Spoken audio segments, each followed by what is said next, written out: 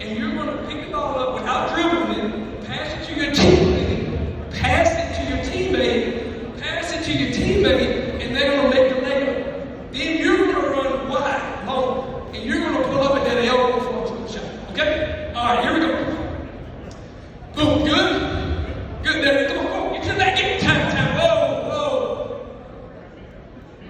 No, hey, Ty Duncan did motion yesterday. This ain't motion, right? We play different. He does a great job. This is all out. All right, go.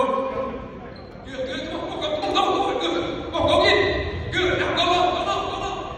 Hey, whoa. You got 6 balls, man. You got 6 balls, right? Okay? I know this is different for you. We do this with our post players and everyone. The Europeans have been ahead of us for a long time. They don't have positions. So we do it with 5s and 4s, and that's why our guys, can handle the ball. Pick it up a little quick. Here we go, ready?